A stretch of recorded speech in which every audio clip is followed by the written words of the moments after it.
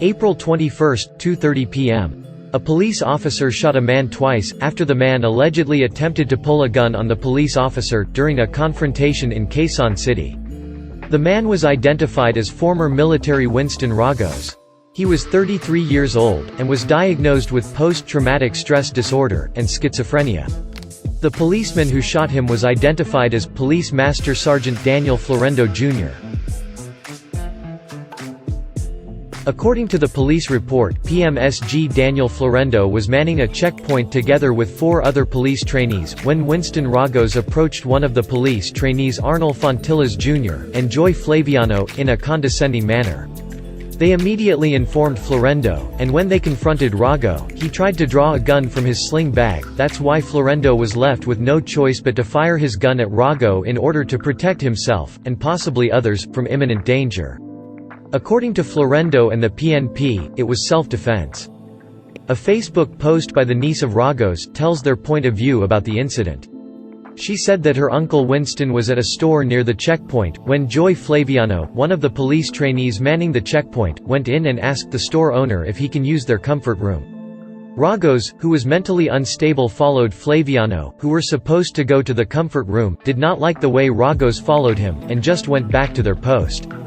A few moments later, Florendo came back with Flaviano and 3 other police trainees, and followed Ragos, with Florendo pointing his gun. A few moments later, Winston Ragos was shot dead. In the video that was uploaded by one of the police trainees during the confrontation with Ragos, you can hear some bystanders yelling at Florendo that Ragos was mentally ill, and that Ragos was not carrying a gun. You can also hear Florendo's reply, saying that he doesn't care and that he will really fire his gun at Ragos. Sige, subukan mo.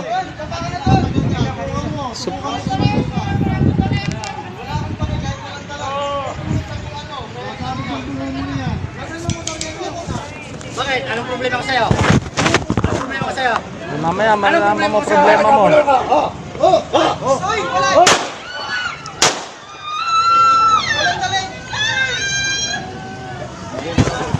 Sige.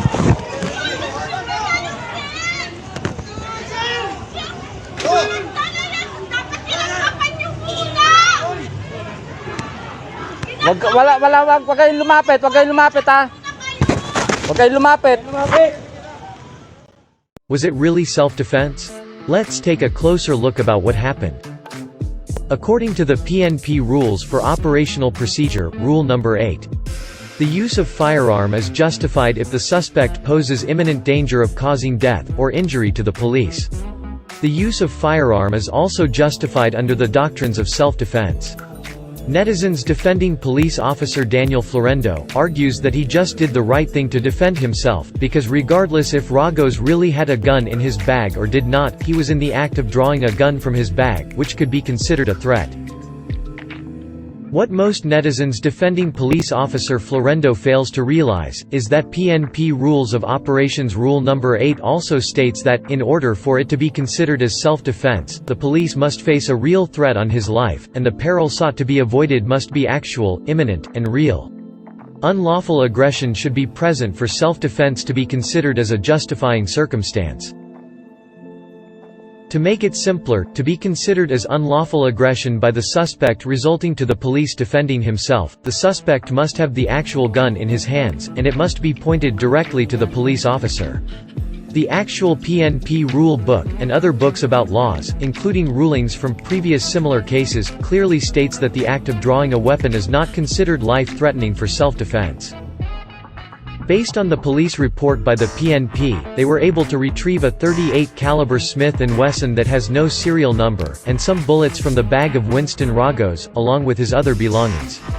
Relatives of Ragos, and other witnesses insists that when the police searched the bag at the crime scene, they just found a bottled water, quarantine pass, and other belongings. The way that the police handled the bag of Winston Ragos as an evidence, was also questionable.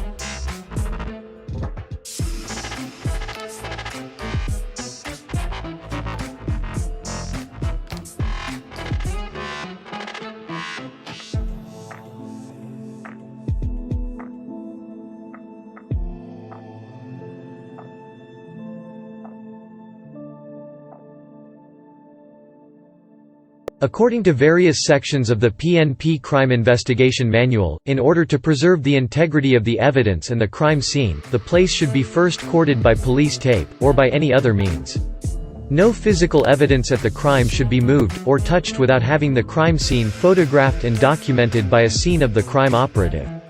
Evidently, the standard protocol was violated by Daniel Florendo's team, by removing the bag of Ragos from the crime scene and tossing it inside the police utility van.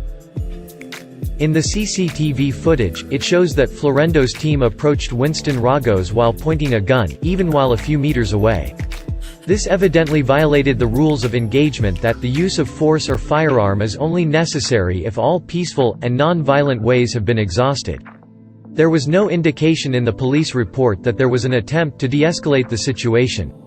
The video from the police also shows that instead of trying to negotiate, Florendo's team was provoking and taunting Ragos to draw his alleged gun from his bag.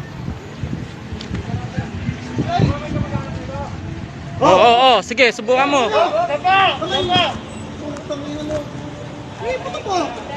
Bakit? Anong problema ko sa'yo? Anong problema ko sa'yo? Mamaya, malalaman mo problema mo. The reason that some of the netizens are so aggressive in defending Daniel Florendo? This. Supporters of President Rodrigo Duterte should not be overly defensive because there was no statement from Daniel Florendo that he was carrying out the orders of the president. Even if he may have been influenced by it, this was his own actions, and he should be responsible for it. All rules and protocols mentioned in this video were all studied and trained by Florendo and his team. This case is being further investigated by QCPD. Let's hope that the truth will prevail, and justice shall be served.